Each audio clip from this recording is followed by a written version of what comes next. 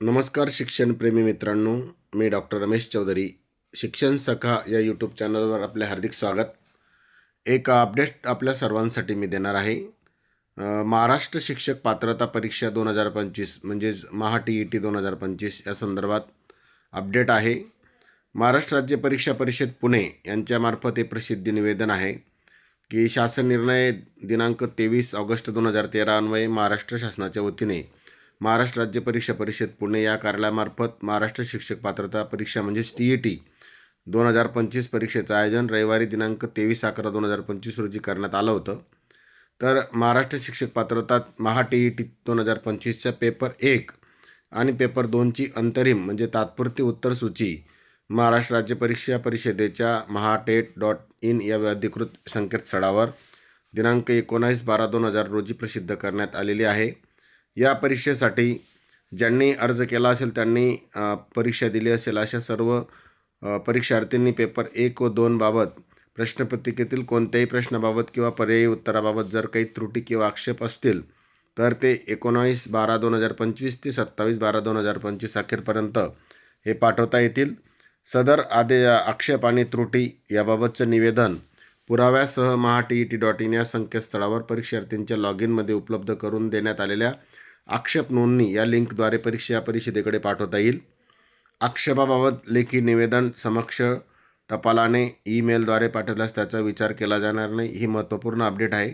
आपण आपला पेपरची आपल्याकडे असलेली OMR सीट आणि प्रत्यक्ष आलेली उत्तरसूची तपासून आपल्याला एखाद्या प्रश्नाबद्दल शंका असेल, तो प्रश्नाबद्दल आपल्याला चुकीचं उत्तर वाटत असेल तर आपण आक्षेप पुराव्यासह घेऊन आपल्या ज्या लॉगिनमध्ये तशी लिंक दिलेली आहे त्या लॉगिनच्या लिंकमधूनच आक्षेप आपल्याला नोंदवता येतील.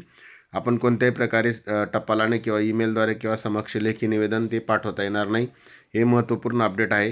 हे 27/12पर्यंतच म्हणजे शनिवारी 27 तारीख आहे, 27 तारखेपर्यंतच हे पाठवता येतील. विहित मुदतीत ऑनलाईनरित्या प्राप्त झालेल्या आक्षेपाचा विचार करून विषय तज्ज्ञांच्या अभिप्रायानुसार अंतिम उत्तरसूची येता अवकाश प्रसिद्ध करण्यात येईल याची उमेदवारांना नोंद घ्यावी ही सूचना पण दिलेली आहे. 27 तारखेपर्यंत जेवढे आक्षेप येतील ते त्याच्यानंतरच्या कालावधीमध्ये त्या विषयाच्या तज्ज्ञांच्या अभिप्राय घेतले जातील आणि ते योग्य असतील तर बदल होईल किंवा योग्य नसतील तर बदल होणार नाहीत आणि मग अंतिम उत्तरसूची ही या महिन्याच्या अखेरीस किंवा जानेवारीच्या पहिल्या-दुसऱ्या आठवड्यामध्ये येऊ शकते. याबाबत अनुराधा ओक आयुक्त परीक्षा परिषद पुणे यांनी हे प्रसिद्धी निवेदन पाठवलेलं आहे. सोबतच या संदर्भात एक अपडेट मी आपल्याला देणार आहे. ते अपडेट म्हणजे TETच्या निकालाची घोषणा येता 15 जानेवारीपर्यंत होणार असे आजच्या वर्तमानपत्रात आलेलं आहे. उत्तरसूचीवर आक्षेप घेण्यासाठी या ठिकाणी 28 डिसेंबरची मुदत दिलेली दिसते, परंतु ॲक्च्युली 27 तारखेपर्यंतच त्यात दिलेली आहे. त्यामुळे वर्तमानपत्रामध्ये 28 तारीख ही योग्य नसून 27 तारखेपर्यंतच आक्षेप नोंदवता येतील. आपण प्रसिद्धी निवेदनात बघितलेलं आहे. या बाबतीमध्ये प्रक्रिया पूर्ण झाल्यानंतर 15 जानेवारीपर्यंत परीक्षेचा अंतिम निकाल जाहीर केला जाणार असल्याची माहिती या वर्तमानपत्राच्या बातमीमध्ये परीक्षा परिषदेचे आयुक्त डॉक्टर नंदकुमार बेडसे यांनी दिली असल्याचे नमूद केलेलं आहे. आणि पुन्हा एक पॉझिटिव्ह गोष्ट म्हणजे आता वर्षातून 2दा संधी मिळणार आहे. सर्वोच्च न्यायालयाच्या 1 सप्टेंबरच्या आदेशानुसार 1ली ते 8वीच्या वर्गांना शिकवणाऱ्या सर्व शिक्षकांसाठी TET परीक्षा अनिवार्य करण्यात आली आहे. ज्या शिक्षकांच्या सेवानिवृत्तीला केवळ 5 वर्ष शिल्लक आहेत त्यांनाच यातून वगळण्यात आले आहे. शिक्षकांना अधिक संधी मिळाव्यात यासाठी आता वर्षातून 2दा परीक्षा घेण्याचे नियोजन करण्यात आले आहे.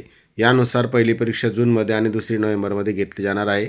म्हणून जे भावी शिक्षक किंवा शिक्षक असतील त्यांनी पुढील परीक्षा येत्या जूनमध्ये किंवा मे महिन्यामध्ये होणार असल्याबाबत यापूर्वीच माननीय आयुक्त परीक्षा परिषदेचे अध्यक्ष डॉक्टर नंदकुमार बेडसे यांनी यापूर्वी जाहीर केलेलं आहे. तर सर्व परीक्षार्थी, शिक्षक बंधू भगिनी आणि भावी शिक्षक यांनी याबाबतीत नोंद घ्यावी. ही महत्त्वपूर्ण अपडेट होती म्हणून आपल्यापर्यंत पोहोचवण्यात आलेली आहे.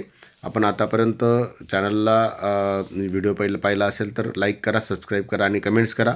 असेच नवीन व्हिडिओ मी आपल्याला देणार आहे. आपले सर्वांचे मनापासून धन्यवाद.